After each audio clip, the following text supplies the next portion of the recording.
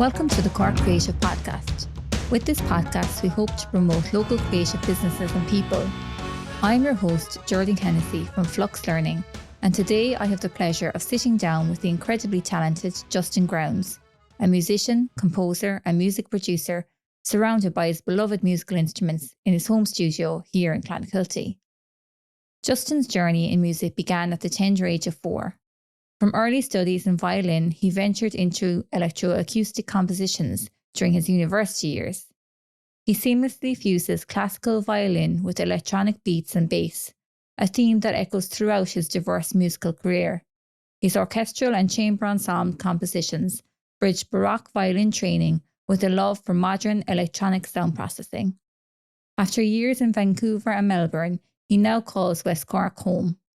Beyond the stage and studio, Justin is a passionate advocate for music's role in society, dedicating time to teaching, workshops and volunteering. In this episode, we chat about how music has been a constant presence throughout his life, his move to West Cork, his influences and his unique approach to music. You're very welcome to Cork Creative, Justin. Thanks for having me. So tell us a little about yourself and what drew you to music and how did you come to live in Clonakilty? Okay, I'm a violinist and a composer and a sort of music producer in lots of different ways now. And what drew me to music was, this is the story, right? Okay. When I was a baby, I cried every day. You were one of those babies? Yes, and I would only let my mother hold me. I wouldn't let anyone. I was just this complete nightmare, you know, and I had an older brother. So the only time I would stop crying and screaming and having tantrums and stuff was when my mum would wheel me in the buggy to the musical instrument shop window, and I would just look at string instruments, cellos and violins basically, and just be mesmerized by these string instruments. I'm actually looking at you behind you at this violin that I had when I was a kid. And then they'd wheel me away and I'd start screaming again. So there was this thought this kid needs, somehow he wants music. And I remember being the only things I would draw on paper were the shapes of violins and cellos. Okay. Yeah.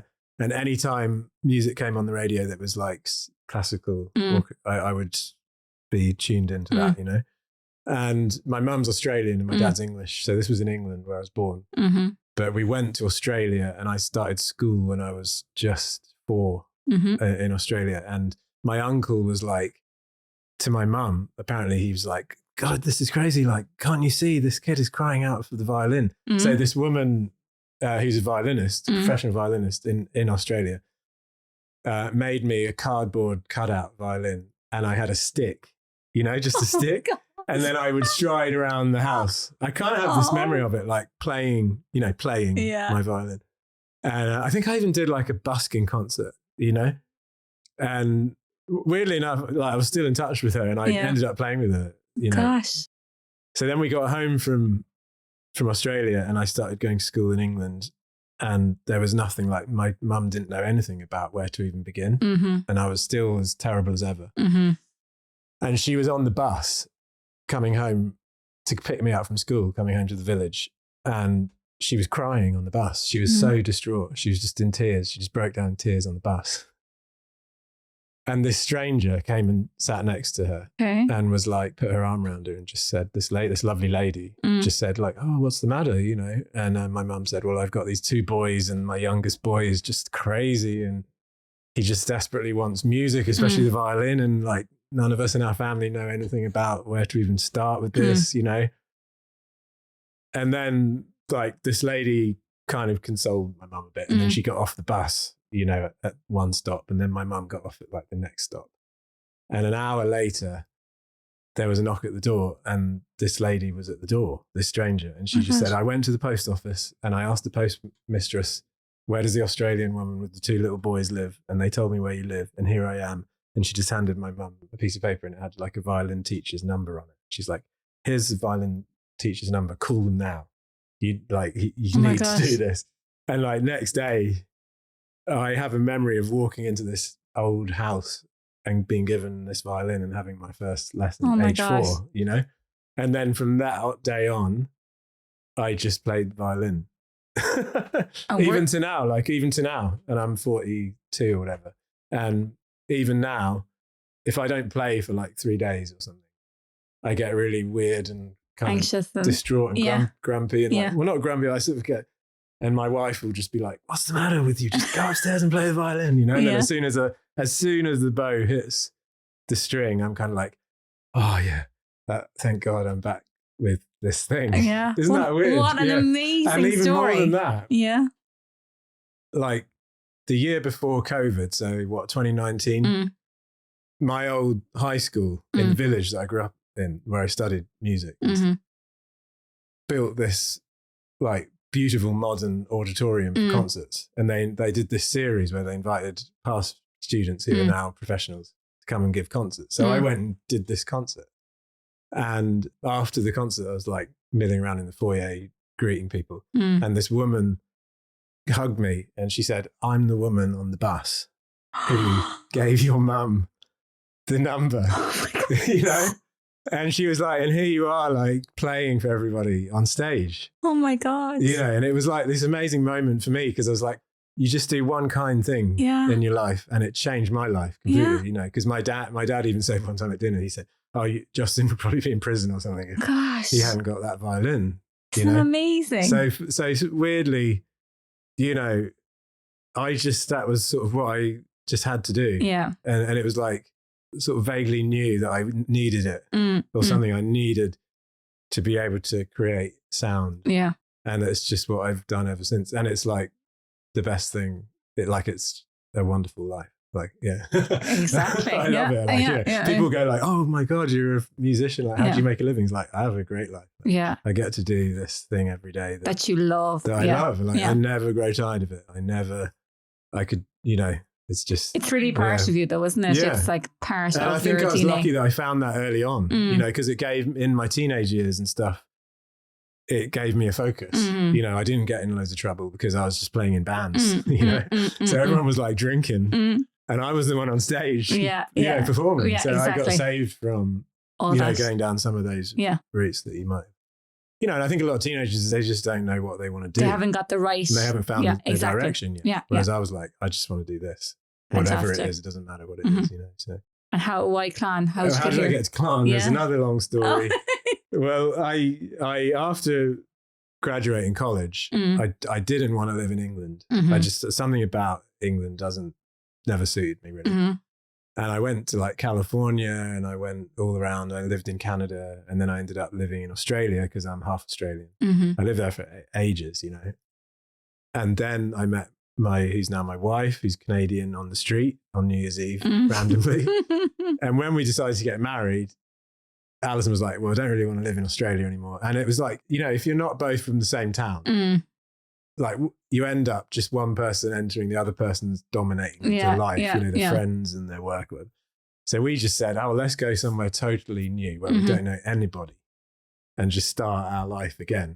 You know, like, fresh, yeah. Yeah, the two of each Alison had been to Ireland. I'd actually never been to Ireland in all the time I lived in over the water. You know? She was like, "Oh, you play violin? Like, let's go to Ireland. Like, they have great music, you know, fiddle music and that." So I just said it to my mum on the phone from Australia, like, "Oh yeah, we think we might go and live in Ireland for a bit, you know." And then, like, literally a couple of days later, she went to mass in England, in Cambridge, where I grew up. And this lady said, oh, do you have an interest in going on holiday? I've got this holiday house in West Cork. And my mum says, no, I can't, I'm busy, you know, but what's with this holiday house? Oh, well, it's a family house and we're looking for house sitters for the winter, really. You know, my mum sort of pounced on that. Yeah. And said, well, my son and his wife are getting married. They're getting married and they want to. So she said, oh, yeah. So we ended up traveling all the way across the world. We put everything we owned in our old 1970 Volkswagen Beetle. Oh, lovely. And it got shipped on the ship. And we met the Beetle and we drove it in Southampton and we drove it here. Oh my gosh. Okay. And the house was on Inchydoney Beach. Oh, wow. And there was just a key under the mat, you know. Yeah. We were like, we didn't know anything about Clonakilty. This was 15 years ago. So there wasn't like a huge Facebook, you know. Yeah. So we were thinking, well, we're going to be in the middle of nowhere on this rugged coastline. And it turns out we're on this amazing beach and Clon has like this incredible music scene. And like the first week I was here, I was like wandered into DeBarra's, you know, met everyone. it's like we landed in somewhere just so great to live. So we never left. Yeah. I mean, I think a lot of people in Clon have that same story, that they came here and they were just like, wow, there's such an enriching community. And I'm just kind of a little bit mysterious. I don't understand. I mean, there's so many good things about it here, but it's just an amazing place to live. And I've lived all over, and it's my favorite place to live. That's great. That's wonderful. So, you're from here. So, I know. I'm very lucky, but we kind of forget how lucky we are sometimes. Sometimes you need a stranger to come and remind you, don't you? Or we need to go away, and when we're away, we realise that exactly. I think, that's important, I think, too. So here we are anyway. Clan. Up Clan, yeah. So as a violinist and composer and music producer with a diverse musical background, could you share some of the key influences that have shaped your unique musical style? Whether it's specific musicians, genres, or even non-musical sources, what elements have left a lasting impact on your approach to creating music? That's a lovely question. It's a long question. It makes me think a lot, because oftentimes, Geraldine, I don't even know where the music comes from. Right. I might hear a piece that I've written, performed, and I'm like, did I write that? Really? It's just such a strange thing. But I mean, ultimately, like going on from when I was 4, and then I got the violin, and then I started like playing in the local youth orchestra on Saturday mornings. And there's this picture of me that my feet can't even hit the ground, off the chair. And when I was 6, I saw a poster for Mozart Requiem, which is a super intense classical piece. And he died writing that piece. Okay. And for some reason, the 6-year-old me was like, that is what I want for my birthday. I want a ticket to that. Wow. Like this is like all these weird stories about me and my family, And I badgered like my mum and dad for months to like, that's what I want for my birthday. I want you to get me a ticket. And they ended up getting me a ticket and took me. It was like I was like the only 7-year-old. And I remember people coming up and being like, are you sure he's going to be all right? It's quite a long piece. And from the moment they were tuning, I was just like, yes. Enthralled. Like, this is it. Yeah. So I think those early experiences of like that magic of when an orchestra plays together and some of those pieces. But I mean, ultimately I studied Bach, and the solo violin stuff of Bach. And then I ended up playing tons of Bach. And for me, that was like the foundation. I think if all I had was Bach violin studies, that would be enough. Yeah.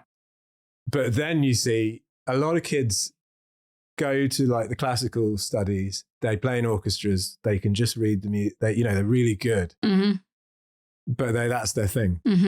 Whereas like when I was 9, then I was like, I just saw this thing of Jimi Hendrix and I want an electric guitar, and I saved up for a year and bought this electric guitar and wanted to be in bands, and it was like Nirvana and, grunge and heavy metal and just anything that excited me. I wanted to do it. So I was one day like I'd be playing in an orchestra and then I'd be in a band playing guitar and no one could quite get it. They were like, what? Don't you, Yeah. And then, so as I was like, by the time I was 17 or something, I remember one night having 2 gigs in one night. And one of them was in this like really posh Cambridge University college in a string quartet. And I had a bow tie on and a suit. And I had to quickly, after the gig, run to the toilet, whip off like my suit, put on like my denim jacket, and then go down like to this where the motorbikers will hang out and play in this pub. Oh my gosh. Band, completely different. But So then when I went to study music, I was playing violin in a live electronic dance band, like drum and bass, really fast, heavy electronic beats. And I think that is then when everything kind of came together where I was like, oh yes, like the Bach and the Mozart thing can work with combine with these amazing new technologies of beats and samples and really heavy bass and stuff. And that was sort of where I started going, this is really interesting now because this is the 2 elements of my life. You're in complete nirvana. Yeah, exactly. Yeah, I love both of those. And I love it when, I really love it when you've got one foot in the past and one foot in the future, and that's when you start to make really good work because you're being informed by the 2 polarities. So that's kind of, I think, where most of my work comes from now, is like trying to straddle that, you know. Yeah. Interesting. In different ways, I suppose. Yeah. In loads of different ways. Yeah. And you mentioned there about living in various different locations around the world. How have the different locations influenced your music, or have they? Well, obviously, like where you live, you end up meeting people who, you know, for me, I end up meeting people who are doing a certain kind of music, and then I kind of end up being influenced by that. But I think, and this is quite interesting because I was interviewed by someone on the Irish Times about this, about how I'm like not living in Dublin, you know, because I think like the other places I lived were like big cities, like Vancouver in Canada, Melbourne, Australia, you know, different big cities. And when you live in a city, you're kind of anonymous and you just have to sort of like find your community. So you end up like when I lived in Melbourne, all I did is hang out in music studios and go to gigs and talk to people my age who did music. And it was all like really nerdy about like gear and microphones. And, you know, it was like we just sort of lived in this very claustrophobic world of our own. Yeah, a little bubble. Yeah. But when I came here, like living in Clonakilty, there's only like, 4,000 people. And like no one else here plays Bach. So it was like, oh, I'm meeting all these just humans who are my community, whether I like it or not. And so I need to interact with them. And I think that is like really healthy for an artist because you actually see how your music is like tangibly, you're like, you know, you're creating something that other people might never have heard before. Yeah, and you're bringing something new. Yeah, the bigger picture, I suppose. Yeah, and you're seeing how like life is happening in real life, you know, and how then you might be able to create art that feeds into that. And so I actually super appreciate that, even though it's a different kind of career in a way. I think it is quite rich, you know. Yeah, where you live does affect how you make your art because it's a different world, you know. Yeah. Okay. Yeah. And you've collaborated with many musicians, including a previous guest of ours, Alan Tobin. Yeah. How do these collaborations impact your creative process, and what do you find most inspiring about working with other musicians?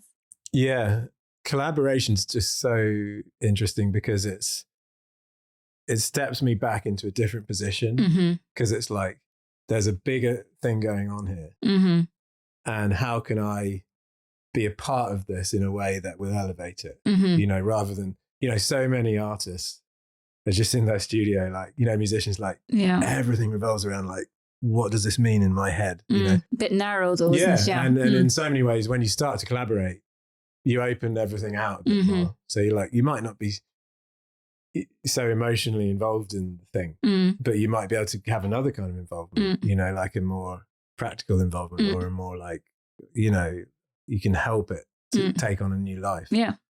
And I think I work really well in collaboration because I love people. And I love working with people. And like the last, say, 5 years, I've done like lots of collaborations with this group, Vespertine Quintet, which I set up.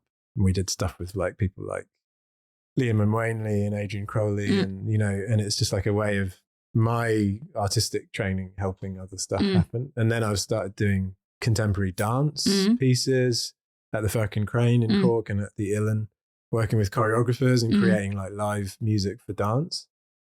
And now I'm kind of being pulled into being part of the dance as well. Oh my gosh. With the violin. Yeah, cool. Which is fascinating because suddenly my body is a part of the work. It's a whole like 360 degree kind of experience. Yeah. And then, like you said, working with artists, like musicians like Alan Tobin, ADT, and lots of others. It's like you meet someone and you just kind of go like, yeah, this is going to work. The first day Alan came here, he came just for the afternoon to the studio, and it was like, we did like 4 songs that we got recorded because he was just warming up and I'd start programming drum beats. And then instead of having a click track, it was like, well, let's just use the beats, you know? And then he would send me stuff. And there's like, so I think like collaboration's lovely too, because there's this element of trust and connection that has to be there. And if it's not there, then it's just so hard to create something. And when you trust each other, when you work with someone, just trust that what you're going to do is good. And like Alan would he'll send me like he'll record in his studio like a vocal and a guitar, like acoustic guitar. And then he'll send it to me and he'll just be like, right, I trust you. You just do whatever Justin does. And I'll be like, by the time I finished, there's like his vocals in there, the guitar's gone. Yeah. There's all these weird electronic sounds. Yeah. There's all this kind of stuff going on. And then I'm always like really nervous. And then it's like, oh my God, I listened to it like 5 times and I love it. And Great. Yeah. so it's like, I don't know, there's this kind of like, you know, I just did a film score and it was so last minute for the Cork Film Festival. It was so last minute that I didn't have time to make loads of edits. And I was like sending it off to the director going like, oh my God, your heart's in your mouth. Yeah. Like, but they trust, you know, people trust you. They wouldn't have asked me to do it. Exactly. They know that you're going to. And then you get it back like, I love everything in there. Like, you know. So there's something really encouraging about that. Yeah. You know, the relationship you must form must be very close. Intense. Like, yeah. Like Alan and I are super close. And it's just lovely that it carries on and it just keeps developing. That's lovely. Yeah. Okay. Yeah. Okay. And are there any dream collaborations or projects you'd like to pursue in the future? It's a good question, but I don't have an answer because I was thinking about it going like, you know, obviously everyone wants to collaborate with like, you know, Bon Iver or something. But, you know, you never know when you meet them if you're going to trust each other and get on and have the same way of working. The same vibe or whatever. Yeah. And so I think it could end up like, you could have this dream, you know, and it could just end up being a total nightmare and horrible, you know, and you might just feel terrible. Yeah, but don't they say that, like, you know, you never meet your hero, you know, because it's always going to be like so disappointing. So yeah, I think I'd love to just keep being open to whoever's arrives, you know. Yeah. Your door is always open. Yeah, kind of. I mean, kind of. I do. I mean, I like, that's another thing is like, I'm busy now, so I do have to say no to stuff. Yeah, yeah. Because there's a lot of good things to do. And it's like just having to trust my gut that like, you're doing the right thing. I have to just focus on the things that are important. Or whatever. Yeah. Okay. So yeah, anyway, And can you walk us through your creative process when composing and how do you balance classical and modern elements? Yeah. I mean, everything kind of starts differently. It all depends. Like, so if I'm just here and I got nothing to do, I just go on the piano sitting where you are and I'll just start playing, even just play one note, you know? As soon as I play one note enough times, other notes start to emerge, you know, and stuff starts to happen. And it's just natural. And everything's set up, like the mics are all set up. So the piano is always mic'd. So I just hit record, you know, and play and then stuff starts, oh yeah, that's leading to that and that's leading to that. And suddenly there might be something done. If it's a commission, you know, that someone else has commissioned me to write a piece, then they've already got like their preconceived idea about like certain elements of what it is. Okay, so like this is for an orchestra, you know. So then I'm like, all right, think orchestrally, you know. But generally, stuff usually comes on the piano actually. First, yeah. And one of my kind of tricks is, I think like limitation is really important, like because when you begin, you've got this blank canvas and it can be, for some people, it can be super paralyzing. Yeah.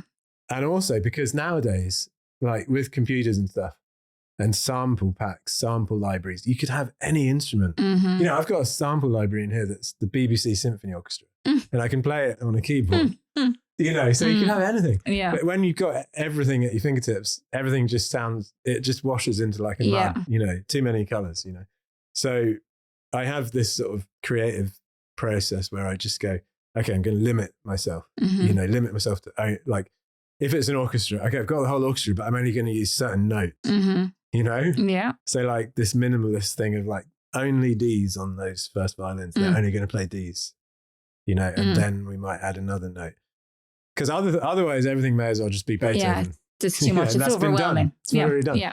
So by limiting myself, my kind of, you know, you start to have to think more creatively about how can I structure a piece? How's this going to sing with these limitations? And then the other, so like right now I'm about to start on a new show, solo violin going through with electronics. Okay. Now you could have as many electronic samples as you want, but I'm limiting myself to go, the only beats I can use are made with what's called a sine wave. Okay. Which is like when the electricity goes like this. Oh, yes. And then you can make that as long or as short as you want or filter it, but it has to start with this electrical pulse. And then that limitation, suddenly you're playing with what's possible, you know, and you're creating this whole new palette of sound that that you wouldn't have done if you just loaded up a preset. Yeah. You know? So it's like you're mixing your colors. And then if I'm going to use anything else, I have to have recorded it myself on my Zoom thing or whatever, or I had to have been there.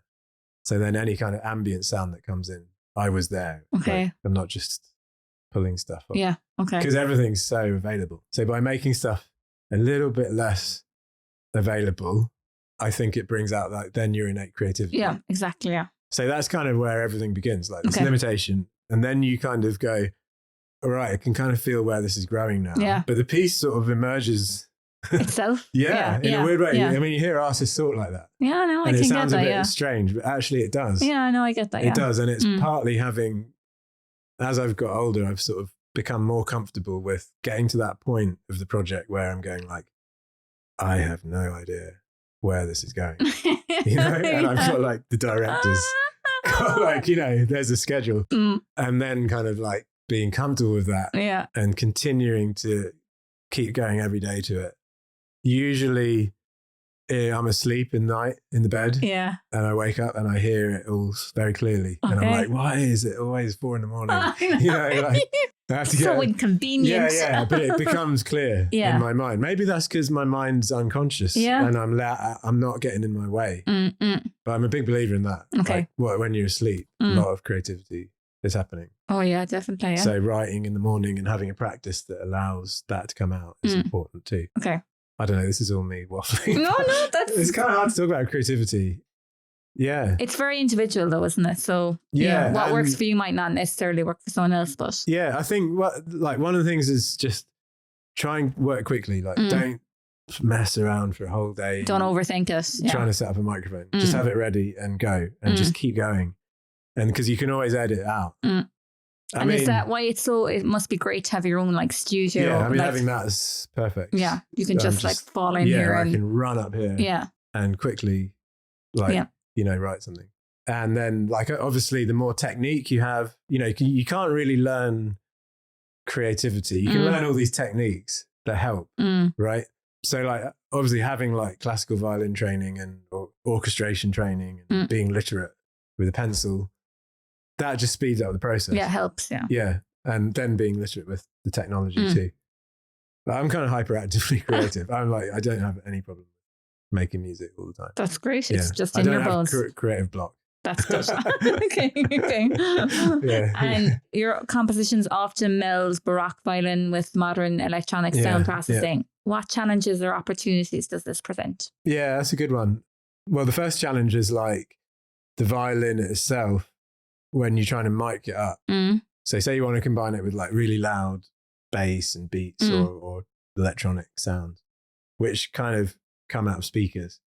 Then you mic the violin, and I've spent like 20 years just trying out so many different ways of trying to amplify the violin and collect the right frequencies and make it sound right, but then without it feeding back and stuff, because it wasn't really designed to be done. You know, it's a very temperamental instrument. It's highly strung, right? So good one. Yeah, that's like one of the challenges is like really trying to get that right so that when you're on stage and you have all this sound coming at once, that it doesn't get lost. Yeah, it doesn't get lost, but it also doesn't like become like super horrible for everyone's ears. The other challenge I think is it's still a very divided world. Like most people who are into violin don't get electronic stuff, and most people who are really into like electronic stuff sort of think violin's very conservative and why would you know, it's very sort of old, you know. So I'm a kind of anomaly because I'm in the middle and I'm like going, yeah, that's really cool. And that's also really cool. You know, because I end up playing Baroque violin with ensembles and stuff. Everyone in there, all they do is play on a 17th century violin, you know, like, and they don't play any music that's written after like 1720, you know? And it's like, wow, you know, there's so much more that we can do. You know, so I'm always thinking ahead. And I think, I guess that's also exciting. You know, because you're doing something new and interesting. But and it can be like hard not to many find. people do it. Yeah, So it can be hard to find like, you know, the right audience or the right. It's not mainstream. Let's call it that much. So you're trying to like, you know, you're trying to convince people to open their ears up a bit more to what you're doing. Yeah. Okay. Kind of a challenge. And opportunities, is it just the wide range of things available to you to use? Yeah, I mean, the opportunities are that it's new and it's interesting. So it's sort of the flip side of the coin, you know. Yeah. It's untapped. Yeah, just trying to find people like, you know, Ray and DeBarra's, like I'm so lucky to live here, you know, and have him as like one of my friends. And he's just like, anytime you want to try something out on there, there's that venue with a great sound system and an audience. You can just try these experiments out, you know. It's great. So that's an amazing opportunity. And then it's like trying to piece together, where's this going to then fit in the wider scheme of like the music or just the musical world.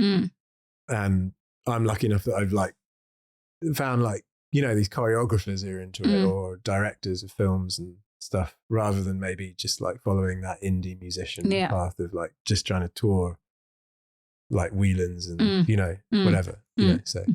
Okay. It's trying to kind of walk a different path, I think. Okay. Yeah. You've been involved in various teaching initiatives and community projects. How do you see music's role in society, and what motivated you to dedicate time to teaching and community engagement? Yeah, good one. I've got a lot of ideas about music should be something that's like in the midst of society. Like we have this world where, you know, you go on a Sunday evening to see an opera and it's very expensive and it's in a very sort of elite thing or an orchestra, you know. That's the sort of thing that happens on a Sunday evening. And then Monday morning comes around and like life is hard. Yeah. Whereas I kind of feel like that music should be in the midst of all of that Monday morning stuff as well. You know, like it's not just this pretty thing on the edge that you kind of do your bit. It's like music has this amazing power to inform and connect us and help us resonate in so many ways as a sort of society. You know, and even thinking now, you know, there's these amazing videos of like Palestinian and Israeli singers singing together, you know, and it's like, if we all did that, how could we be fighting each other if we're making music with each other? You know? That simple phrase shows us how important it is, you know. But like capitalism seems to have relegated it to like this expensive thing on the edges. And so I'm very passionate about it being something that I help in a little way bring back to like normal people living, get to experience music and music making, not just hearing it on Lyric FM, but like being involved in participating. Getting more involved in the everyday, I suppose. Yeah, and it's becoming a part of people's lives, you know, because nowadays you hear people say, you know, either you're a musician or you're a non-musician. Whereas actually everyone is musical. You know, like I said, you like listening to music. They're like, yeah, we love listening to music. You're super musical. You know what works for you, you know, what resonates for you. So we've got this weird world that kind of divides. Yeah. And I guess have this kind of thing like every action I do, could that be a little vote for what I want the world to look like in 10 years' time for my son or for me? What I want the town to look like. You know, I don't want to shop in a supermarket. I want to shop in local shops because I love going and talking to the local shopkeeper. Exactly. You know, so everything's like a little vote. So I guess I've always had this thing of like putting my time into helping the next generation get music. And like we started this little Saturday morning youth orchestra in Clon that went on for like nearly 10 years. And the kids did it themselves. They paid, they collected the money and they did everything. And I was just there going, I'm going to help you with the music, but you guys are your own community. So that, and now I'm involved with the older generation of people. So now I'm doing work in hospitals, elevating older people's creativity and giving them a creative voice. I kind of believe that every town should have like a resident composer. Yeah. You know? Yeah, that's a good, yeah. You know, and actually, if you like going back to what I studied, which was Bach and the Baroque era, like Bach lived in Leipzig, this town. He was employed by the church to write music for the community every Sunday that they would play. And then in the week, he taught the kids. Yeah. And it's like, so the music he was writing every week was super relevant to what they were going through as a community, you know? And I think that's just something amazing. And then somehow that became like really divorced from real life. And it just became this sort of highly elite thing that goes on Sunday nights. I want to bring it back. Yeah. You know, I think it's empowering. Vote for Justin. Yeah. You know, but I mean, I think like if we are going to do that, it takes everyone shifting their mindset towards what is creativity, what is music. Mm-hmm. And it's available and it's something you can do and participate in. You don't have to be like playing Beethoven violin concerto. Yeah, exactly. You know, you can participate. So, like I wouldn't be able to play any instruments. I'm not a great singer, but I still love music. Yeah. And I love the way you can have a piece of music that when you're feeling happy makes you really happy. Yeah. And when you're feeling sad, it makes you feel like just matches your mood. Yeah. You know, so I think music is very important to just, it's kind of almost like a reflection of yourself and how you're feeling. You know, and you know when Sinead O'Connor died, look at the reaction. You know, I love what she said. She said something about how when you've got a sad song, the sadness, when it gets sung with a melody, it gets like magically healed or something, or it magically heals you, you know? Yeah. And she was like, she embodied that for people.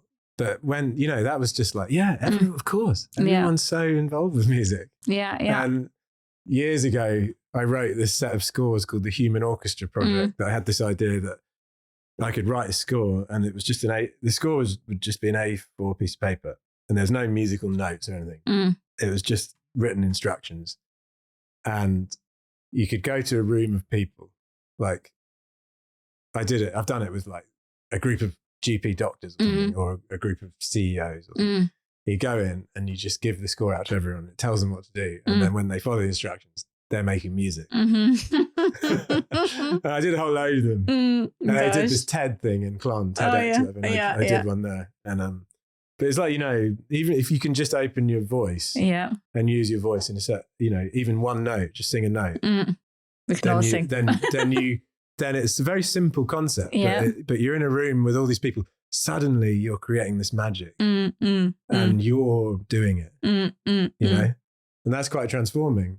Yeah. And I think we need to get out of our heads a little bit, you know, like when you're younger, you know, like I look at my son there and he loves music. He loves listening to music and he'd be singing. Yeah. And then I'm like going, there's going to be a point now that he's just going to get, you know, stop doing that, you know, and it's really sad. You know, like you know, people who go, I'm tone deaf. You know, I meet people all the time in my work who go, oh no, I'm tone deaf. And you know what it is? It's no one's really tone deaf. No. Like maybe one in like a million people actually can't perceive tonality. But what it is they were in the school choir and the teacher told them, open your mouth, but please don't make any sound because you can't sing. That's what it is. Yeah. That's actually what it is. And it's like that one moment at that pivotal time of their life when they were surrounded by their peers and they wanted to just sing and they were told not to. No, and then they say, oh no, I'm toned down. And they've been robbed of the experience for the rest of their life. Like, and it's funny, but it's tragic. It's very sad, really. Isn't it? When you think about it, like, and it's like, it's weird, isn't it? So it's something that all of us need to, like you say, vote for Justin. I'm not looking for votes, but it's sort of like we all have to empower ourselves. Yeah. And maybe I can play more of a role because I have more expertise in it. But it's something. What do you hope audiences take away from listening to your music? Or do you have any? Do you know what? I don't have any. I hope someone enjoys it. Well, obviously they do. But when you're writing music or whatever, if you were worried about what people thought, I mean, that's why, again, a lot of people stop because they listen back to the mix in the studio and they go, oh, it doesn't sound like Coldplay or it doesn't sound like what people like. And if you went down that route, everything just sounds like Ed Sheeran, you know, which is one thing, but there's more things, right? And so I think it takes time. I think when you're young, I don't know, 20s, right? You worry about that. But now I just don't think about it because I'm like, the best music I can make is the music that I will just want to make. You know, if I can be as true as I can to what I hear and the vision that I have, that's the best I can do. Okay. You know, if you don't like my music, you can buy the whole Beatles back catalogue or you can download it on Spotify or whatever. Do you know what I mean? There's plenty of other music. Exactly. Yeah. But I want to just make music that's true to what I speaks to you. Yeah. Okay. And I think that's the only way to go as an artist, isn't it? Okay. You can get too bound up in what the end listener is going to be thinking of. Yeah. How would you stay motivated and creative during challenging times in your career? Yeah. You've never had an issue with that. So yeah, it's a good question. I mean, like there's always challenges and there's always, like life's never perfect. And if you were waiting for it, for there to be no challenges, then before you started making art or music or whatever, creating, then you just never do it. And actually it's the challenges that oftentimes make the best art. Yeah. If you're able to embrace, like I'm looking behind you there's a picture on my piano of me and Kath. I'm wearing a green shirt.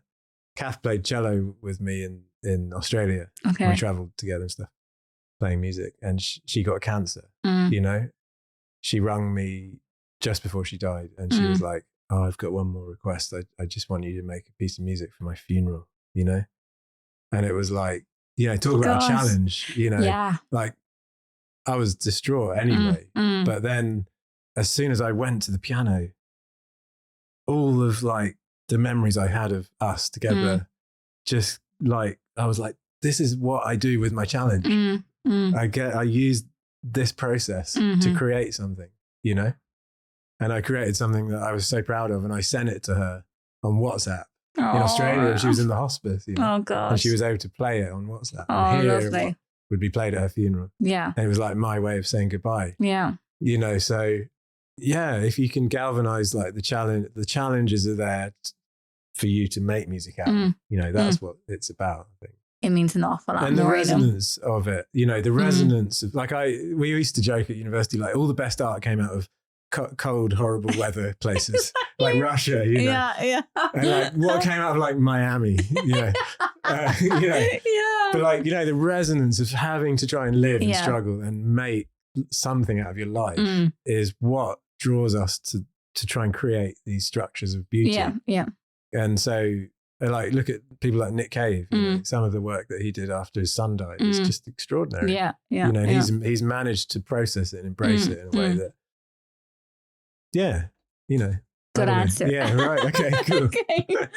And in a digital age where social media plays a significant role in connecting artists with their audiences and promoting music, how do you perceive the role of social media in the music industry? And do you feel that it's possible to thrive as a musician without extensive use of social media? Yeah, that's a really good question. I think that's like, when I was sort of starting out after college, there was this thing called MySpace. Do you remember MySpace? Although in Ireland you had Bebo. Yeah, Bebo. It's kind of like MySpace. But I remember MySpace. Not that I was ever like when I left college, I had this friend who was a computer guy and knew about computers, and when we were graduating, he was like, you need a website. So he's like, I'm just going to make you a website for free or whatever, or gave him like 50 quid or something. So that was like my first website, and I had that website ever since, and I've changed it and everything, and I can use it to, communicate what I do. And then suddenly it was like, I remember being in Australia, it was like, oh, MySpace, you've got to be on MySpace. So I got a MySpace page, and everyone was like, this is like the answer for freelance musicians or for like people trying to make a career. And I was in my early 20s, so it was like, oh, that's me. Better get this MySpace page. And it was always this highlight of like, oh, these MySpace success stories, like Arctic Monkeys. Remember that? It was like, oh, they were on MySpace and now they're like millionaires or whatever. And it was like, everyone was kind of like, oh, cool, that means we can be millionaires, and none of us quite saw the reality of it. And then I was in Australia, I was on MySpace. And MySpace was quite actually benign. I don't think they harvested anyone's stuff. But it was kind of just having a page. But it was like, I have a website. And then I came on tour and I played in London and all these old college friends came to the show. And then the next thing I got this email going, oh, there's all this pictures of you playing in London show on Facebook. And I'm like, what's Facebook? I didn't even know what Facebook was. And so I joined Facebook to look at these pictures of me on stage going, because you're interested in what you look like. And suddenly I'm on Facebook and none of us, like, we were like, the tech world were like, oh, this is so democratizing and this is going to be so great for artists, you know, to connect with the world. It turns out like all the people who got really famous off social media have these massive management teams and stuff. Like Billie Eilish, she has this incredible management team who have very strategically, you know. Yeah. So over the years and years and years, I sort of realized, well, like we're seeing it now, aren't we? That with all of the stuff came out, like Cambridge Analytica, that, okay, the business model is so dark that they set up. And I read this guy called Jaron Lanier, who's a tech guy, but he's also a composer. Okay. And he's very, very interesting. And he was one of the original guys setting up the internet in Silicon Valley. Okay. And he was like, oh, it was all the best intention.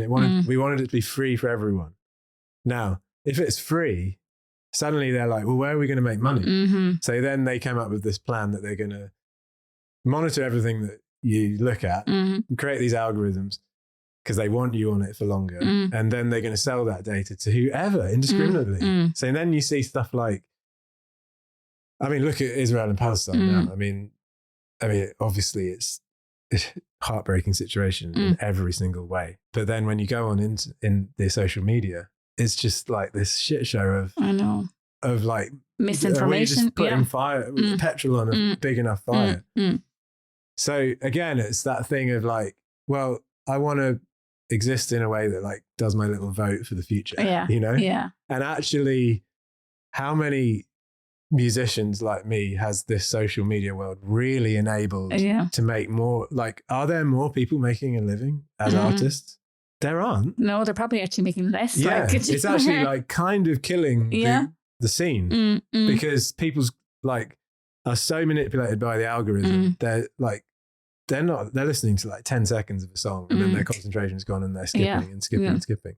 So if you're like me and you want to write like these 20-minute pieces, like, you know, it's just not going to work. Sort of, so sort of like part of me is like, yeah, this is a really great way of reaching everyone and everything. But at the end of the day, I think the negative side of it is too overwhelming for me. And it's like, well, I want to invest in things that are going to reach people in a more sort of deeper way and in a more constructive and positive way. So I'm kind of investing in my community and, you know, and doing things in a smaller way that might, you know. But one thing I am kind of exploring is this Patreon thing. Okay.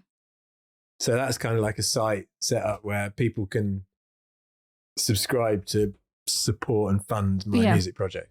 So like for €3 a month, people put that in and then every month I give them like behind the scenes stuff or tutorials about what I've done or like a bit extra. Yeah. And it's just kind of a nice way of actually. It's more personal. Yeah. It's not collecting people's data. Yeah. It's kind of like a direct way of people funding the arts. And I think that's a really exciting use of the internet. A better model. Yeah, totally. Yeah. Okay.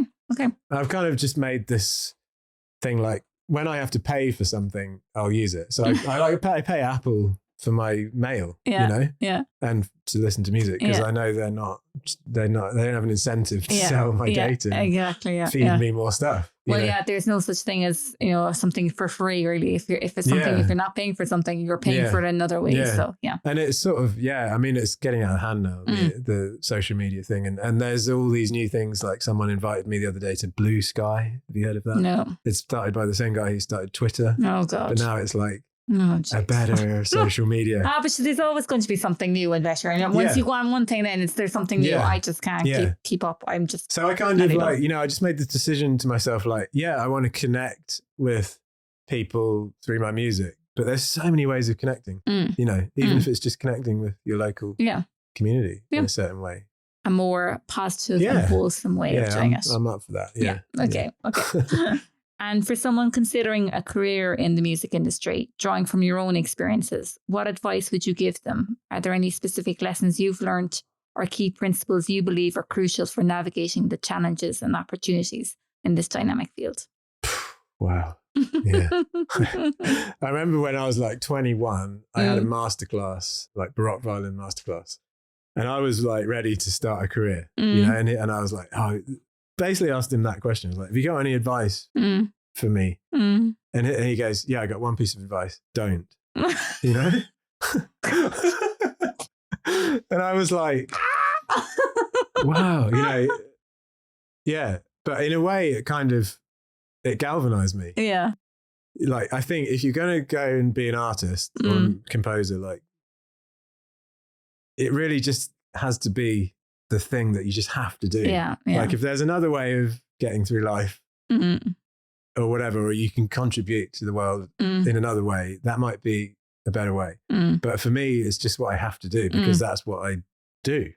Like, so there wasn't really any question about how, like, would I do it or not? It was like, okay, how am I going to do this? And I kind of started out by going, when I got to Australia, I was like, lots of artists get jobs in coffee shops, right? Do you know what I mean? And they're like, oh, I'm actually a composer.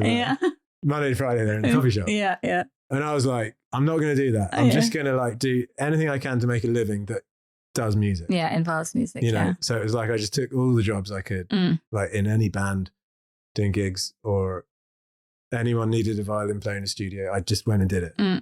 You needed a violin lesson, I taught you a violin lesson. You know, and it was like, by opening out the net like that, I sort of gradually found my way. You know, the things that I really was good at. You know, and the things I wasn't so good at, or the things I thought that I wanted to do, but actually I didn't really want to. So I think my advice would just be like, if you really, really want to do this and this is your life, just take every job you can. You know, and do that, and you'll meet loads of people. You know, like someone told me right early on was actually two really good bits of advice. One was, if you can live off like 10,000 a year, you're twice as secure as someone who needs 20,000 a year. So that was really good advice, because I was like, okay, cool. If I just have like really low expenses, and, like, you know. And then the other one was the 3 A's, right? So when you're trying to get a gig, affability, availability, ability. Okay. And they come in that order.